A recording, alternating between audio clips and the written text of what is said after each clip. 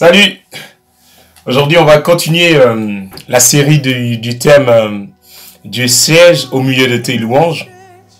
Et il y a, comme on a dit hier, que ce qui est important dans le thème louange, c'est pas la forme, c'est pas tout, c'est pas les dons musicaux, bien toutes ces choses, mais c'est plus notre cœur qui s'expose à Dieu et notre cœur qui révèle ce qu'il y a au plus profond de nous.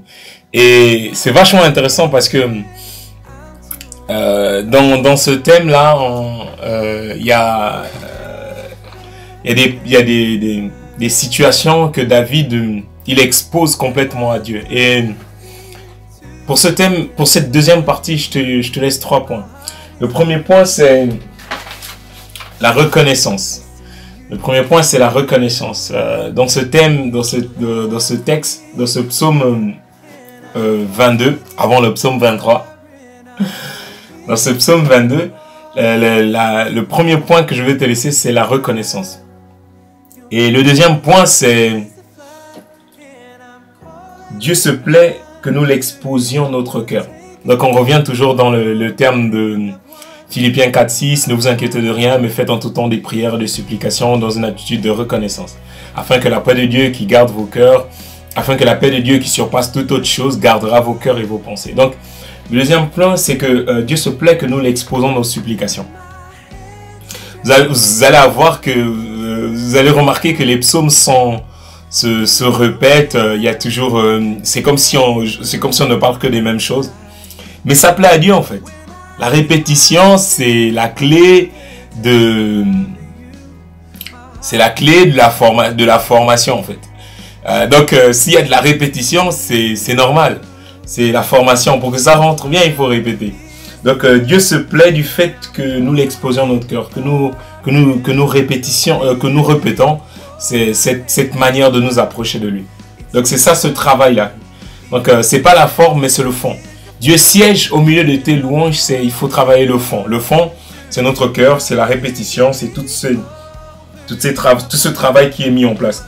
Et la troisième chose, c'est l'appel à l'aide et sa réponse. Donc on va voir que David a, dans toute cette manière de s'approcher de Dieu, il a développé des choses que Dieu veut. Voilà, c'est comme ça. Tout un ensemble de façon de s'approcher de lui. Et voilà, il y a des... Donc le premier point, c'est la reconnaissance. On va voir le texte. J'ai ma grosse Bible.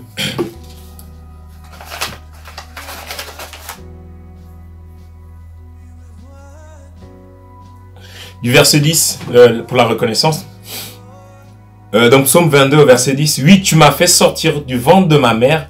Tu m'as mis en sécurité contre sa poitrine. Dès ma conception, j'ai été sous ta garde. Dès le ventre de ma mère, tu as été mon Dieu. Ça veut dire que David, il y a quelque chose il est en train dans ses temps, dans son moment avec Dieu, qu'il est en train de se rappeler que au fond, la réalité, c'est que Dieu a été toujours avec lui, en fait. C'est vachement intéressant.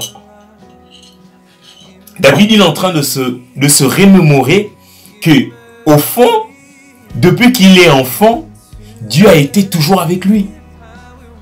Vous savez, la reconnaissance, c'est la clé de la connaissance. Elle te permet de savoir qu'à une période ou à un moment de ta vie, si Dieu n'était pas avec toi, tu ne seras jamais ce que tu es. C'est-à-dire que Dieu siège au milieu de tes louanges, c'est que le premier élément, c'est tout simplement déverser dans une attitude de reconnaissance.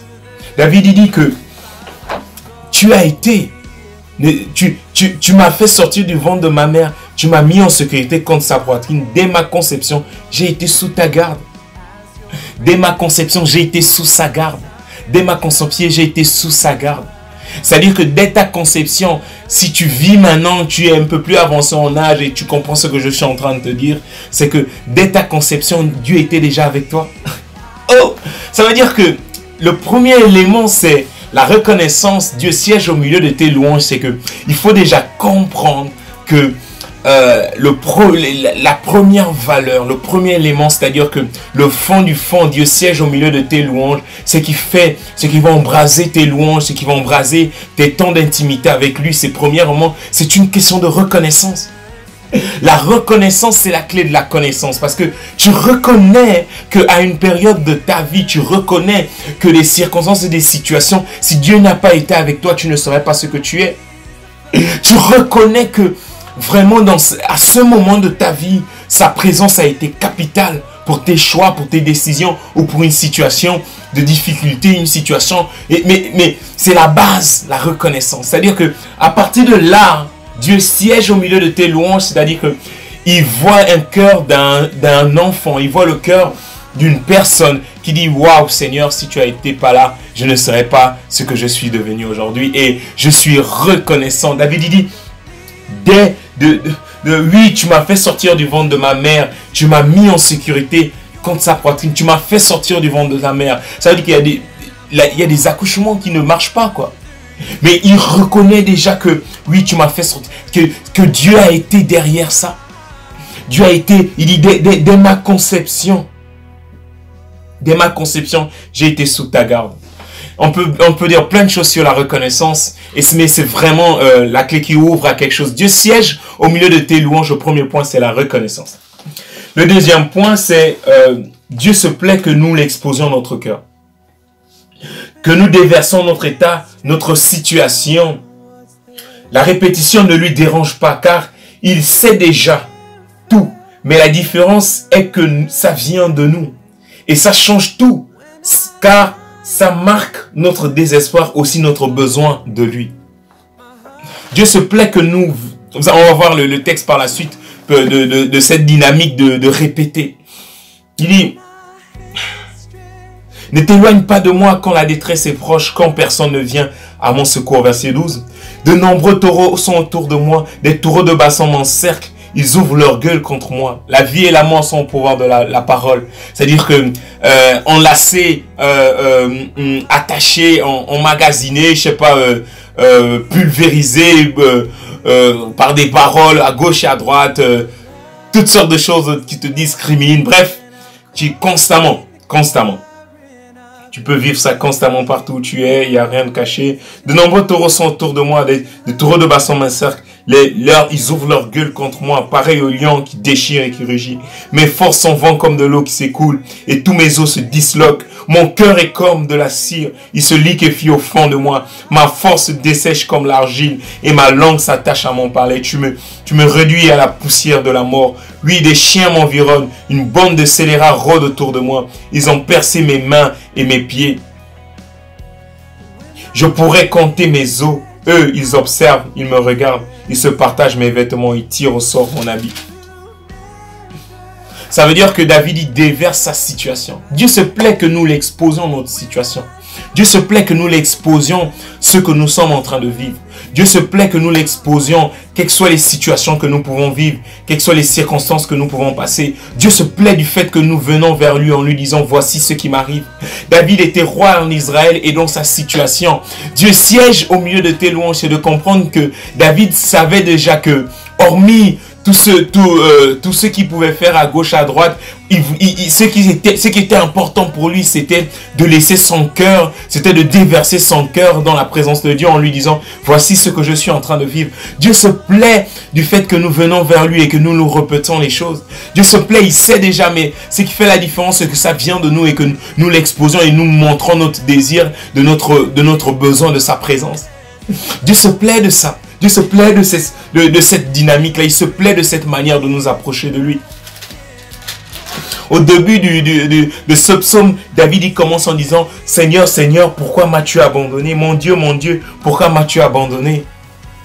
Cette parole-là, on la revoit avec Jésus. À la croix, il dit « Père, Père, Père, pourquoi m'as-tu abandonné ?» Ça veut dire que c'est toutes ces questions-là, toutes ces façons de venir devant Dieu, toute cette manière d'exposer de notre cœur, d'être reconnaissant, de voir comment il agit. C'est ça la louange. Dieu siège au milieu de tes louanges. C'est la clé, c'est de savoir que Dieu est à l'écoute de tout ce que tu es en train de faire. Dieu est à l'écoute de tout ce que tu es en train de passer, et il se plaît du fait que nous fassions cette dynamique-là. Tu te poses pas la question, souvent tu te poses pas la question quand tu vas manger. Donc c'est-à-dire que c'est pareil. Tu dois pas te poser la question quand tu viens demander à Dieu. Tu dois lui poser des questions. Tu dois pas te poser des questions. Est-ce que je dois poser cette question? Non, tu dois simplement poser des questions, parce que on a un Dieu qui est prêt, son rôle, c'est de répondre à nos questions. Le rôle de Dieu, c'est de répondre à nos questions, et le rôle des hommes, c'est de poser des questions. Un Dieu prêt à répondre à des questions, et des hommes qui ne veulent pas poser des questions. C'est dommage. Ça veut dire qu'on a un Dieu qui est prêt à recevoir toutes nos supplications.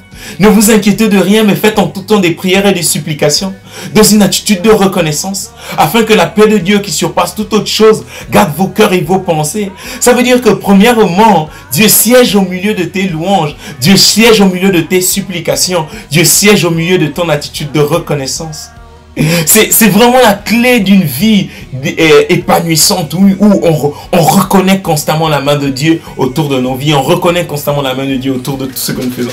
Et nous faisons la troisième partie, c'est l'appel à l'aide et sa réponse. C'est la même chose que je suis en train de dire, et on va lire le titre. Mais toi, Éternel, ne t'éloigne pas.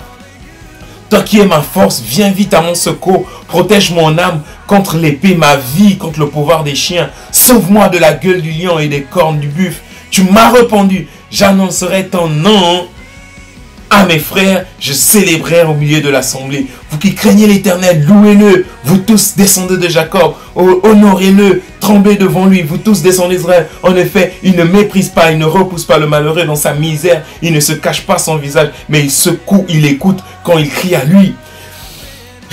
Tu seras dans la grande assemblée l'objet de mes louanges. J'accomplirai mes vœux en présence. J'accomplirai mes vœux en présence. Vous qui craignez l'Éternel, louez-le. Vous tous descendants de Jacob, honorez-le, tremblez devant lui. Vous tous descendez d'Israël. En effet, il ne méprise pas, il ne repousse pas le malheureux dans sa misère. Il ne lui cache pas son visage, mais il écoute quand il crie à lui. Tu seras dans la grande assemblée l'objet de mes louanges. J'accomplirai mes vœux en présence de ceux qui te craignent. Les malheureux mangeront et seront rassasiés. Ceux qui cherchent l'Éternel le célébreront. Que votre cœur vive à perpétuité. Tous les peuples de la terre se souviendront de l'Éternel et se tourneront vers lui. Toutes les familles des nations se prosterneront devant toi, car c'est à l'Éternel qu'appartient le règne. Il domine sur les nations. Tous les grands de la terre mangeront et se prosterneront devant lui. S'inclineront tous ceux qui retournent à la poussière, ceux qui ne peuvent pas conserver leur vie. Leur descendance le servira. On parlera du Seigneur à la génération future. Et quand elle viendra, elle annoncera sa justice, elle annoncera son œuvre au peuple. Dieu siège au milieu de tes louanges. C'est que tout ce que nous pouvons faire, tout ce que nous pouvons être, tout ce que nous sommes au plus profond de nous, la clé, la base de tout ce que nous sommes est centrée sur le fait de reconnaître pour qui il est, de reconnaître ce qu'il fait dans nos vies et reconnaître que tout genou fléchira devant lui. Toute langue confessera qu'il est Seigneur, il est grand et il est puissant. Dieu siège au milieu de tes louanges. C'est la fin de cette deuxième partie. Tu peux continuer à relire le psaume 23, le psaume 22 tout doucement.